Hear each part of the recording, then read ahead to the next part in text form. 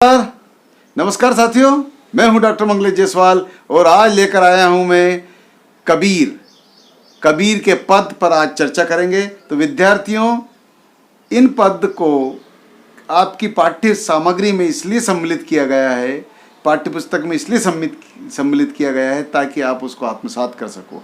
विद्यार्थियों, कबीर एक ऐसा व्यक्तित्व है। कबीर का मतलब ही होता है विस्तृत, विशाल, अनंत।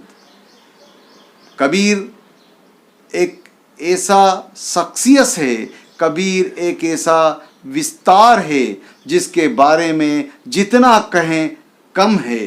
वर्तमान समय में कबीर की आज निहायत ही ज़रूरत है।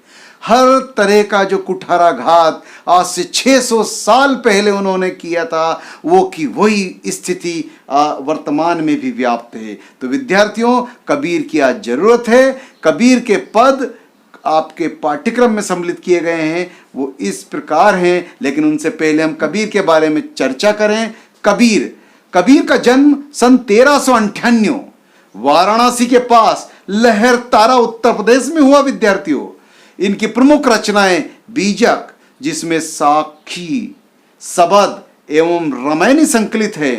विद्यार्थियों, आखिरकार हर व्यक्ति को जाना होता है इस दुनिया को छोड़कर। तो हमारे बीच से कबीरदास सन 1518 ईस्वी में उनका देहावसान हो गया, काल कवलित हो गया। लेकिन विद्यार्थियों, यहां मैं एक बात कहना चाहूंगा, इस 120 वर्ष की आयु में कबीरदास जी ने जो कुछ बताया वो आज भी प्रासंगिक है। कबीरदास जी ने एक बहुत ही अहम बात कही। उनका जन्म वाराणसी में हुआ था। वाराणसी में, जो कि वर्तमान में प्राचीन काशी भी बोलते हैं, लेकिन अब आजकल बनारस कहते हैं। तो मेरे विद्यार्थियों, यहाँ पर आपको ध्यान देना होगा। उनका जन्म तो वाराणसी में हुआ, लेकिन अंत समय में वो अपने आप को मगहर में पहुँचाया उन्होंने, क्योंकि मगहर के बारे में एक ऐसी जनश्रुति व्याप्त थी, एक ऐसी लोक नीति व्याप्त थी जो मुखाग्र द्वारा कही जाती थी। कहा गया था कि जो भी व्यक्ति मगहर में स्वर्गवासी होता है, मैं क्षमा चाहूँगा, मैं यहाँ कहना चाहता हूँ कि अंत समय में जिसका मगहर में देहावसान होता है वो नरक को जाता है। तो विद्यार्थियों, उस मिथ्या को तोड़ने के लिए कबीरदास जी ने अपने शिष्यों से कहा कि अंत समय मेरा निकट है, मुझे मगहर में पहुंचा दिया जाए, ताकि अंत समय में मैं ये बता सकूं कि हर जगह पावन होती है, पवित्र होती है, उस पर किसी प्रकार का दोष आरोपित नहीं करना चाहिए। यह नियम मगहर पे भी लागू होता है। और आखिरकार उन्होंने अंत समय मगहर में बिताया और 1518 में बस्ती के निकट मगहर में अपने प्राण त्याग दिए। और वो उस मिथ्या को उन्होंने तोड़ दिया कि जो भी वहाँ पर अंत में मृत्यु को प्राप्त होता है वो बेकार स्थिति में जाता है। आखिरकार उन्होंने बताया इस मिथ्या को तोड़ते हुए कि किसी भी जगह पे जन्म लेना और किसी भी जगह पर मरना, ये सिर्फ अद्वितीय उस सत्ता के हाथ में है। किसी प्रकार की जगह पर आरोप या मिथ्यारोप गढ़ना बेकार की बातें हैं। तो विद्यार्थियों, कबीर भक्ति काल की निर्गुण धारा ज्ञानाश्रयी शाखा के प्रतिनिधि कवि हैं। वे अपनी बात को साफ एवं दो टूक शब्दों में प्रभावी ढंग से कह देने के हिमायती थे। कबीर कहते थे कि जो कुछ हमें दिखाई दे रहा है ये माया मोह मिथ्या है। बन पड़े तो सीधे सीधे नहीं तो दरेरा देकर। इसलिए कबीर को हजारी प्रसाद द्विवेदी ने वाणी का डिटेक्टर कहा है। मैं कहता हूं आखन देखी, तू कहता कागज की लेखी। कबीर वाणी में है, जिस पर हजारी प्रसाद द्विवेदी जी ने प्रकाश भी डाला है। कबीर के जीवन के बारे में अनेक किंवदंतियां हैं। उन्होंने अपनी विभिन्न कविताओं में, जिसको पद्य बोल सकते हैं हम, खुद को काशी का जुलाहा माना है।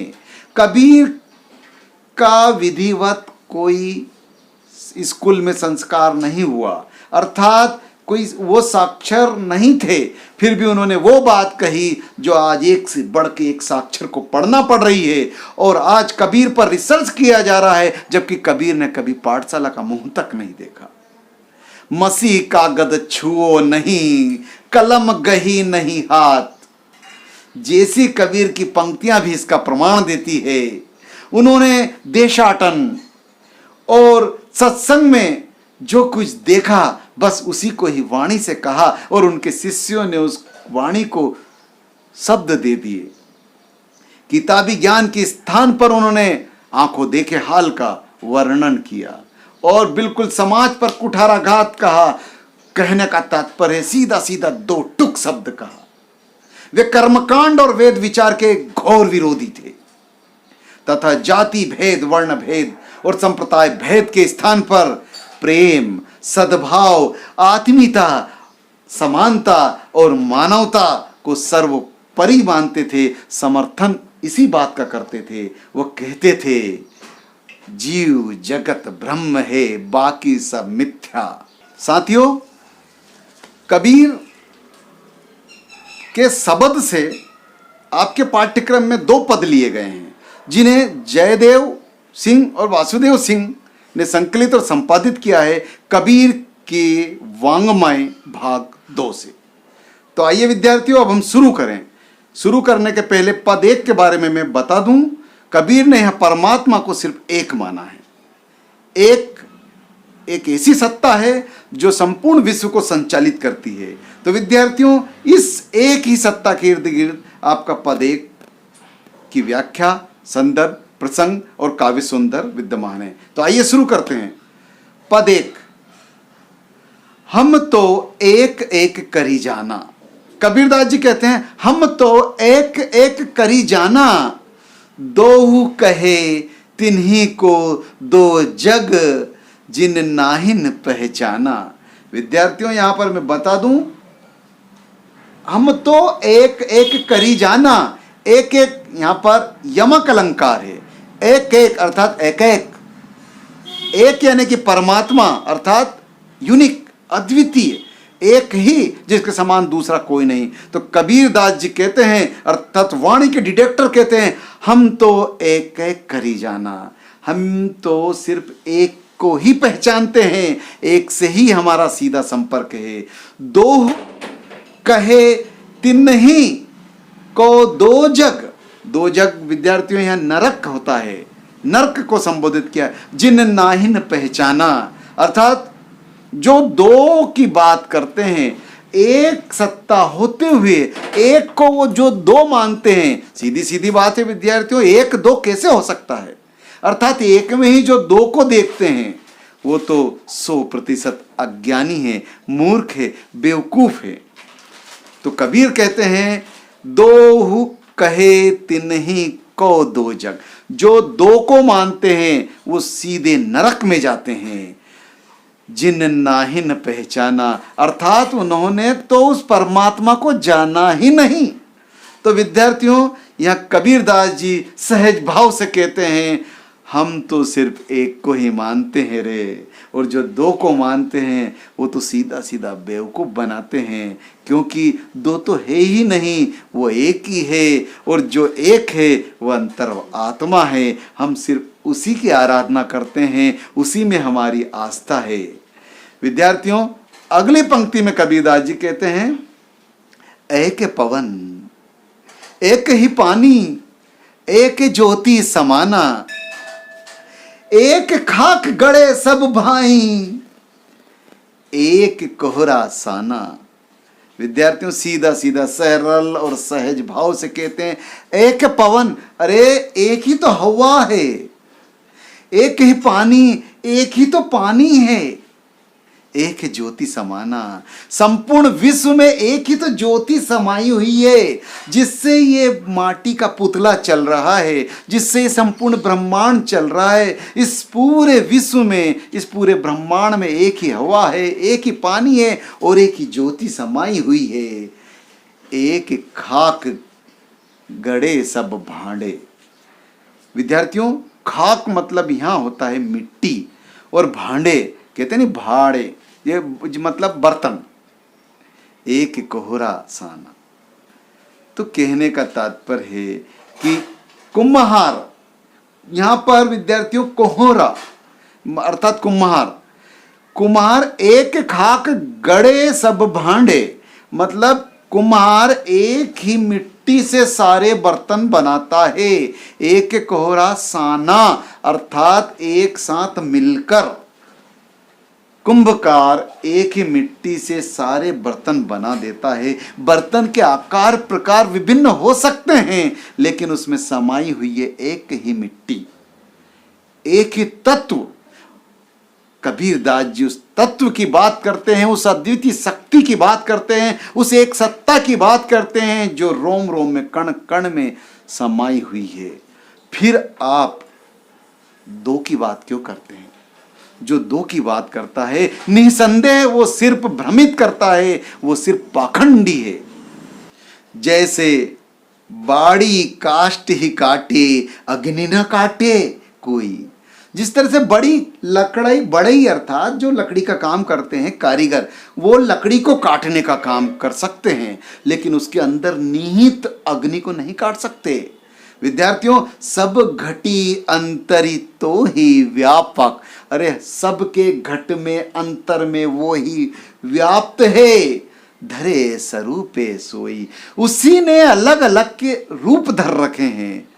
माया देखी के जगत लुभाना, कबीरदास जी अंत में कहते हैं माया देखी के जगत लुभाना, काहे रे नर गरबाना, अर्थात इस माया मोह में फंसकर धसकर तू क्या कहना चाहता है, किस प्रकार की इस माया मोह में मिलकर किस प्रकार का घमंड करता है। मत उलझ रे बंदे, इस माया मोह में ये छलावा है। निर्भय भया कछु नहीं, व्यापे कहे कबीर दीवाना।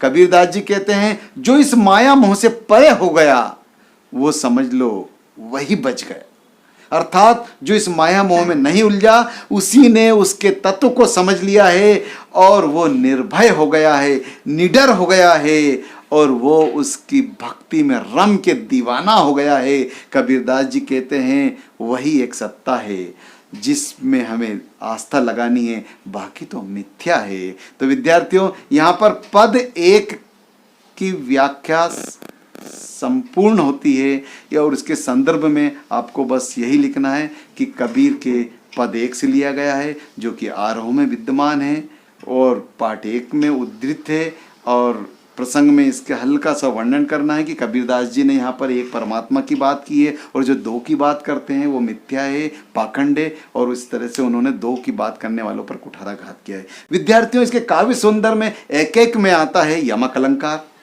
अर्थात एक यानी कि यूनिक एक की बात होती है और एक मतलब परमात्मा की बात होती है, और दूसरी बात होती है यहाँ पर अनुप्रास अलंकार भी है और काव्य सौंदर्य अद्वितीय है। और यहाँ उनके सहज और सरल सदुक्कड़ी भाषा से उन्होंने समाज पर कुठाराघात किया है। उन्होंने कहा एक ही सत्ता है। तो विद्यार्थियों, काव्य सौंदर्य अनुपम है, अद्वितीय और मार्ग देने वाला है, प्रकाश दिखाने वाला है, राह दिखाने वाला है। तो विद्यार्थियों, पद एक में इतना ही। अब भाग 2 वीडियो आएगा, उसमें आप पद 2 का वर्णन देखेंगे। जब तक के लिए आप इंतजार कीजिए भाग 2 वीडियो का। मेरे इस चैनल को सब्सक्राइब कीजिए। धन्यवाद।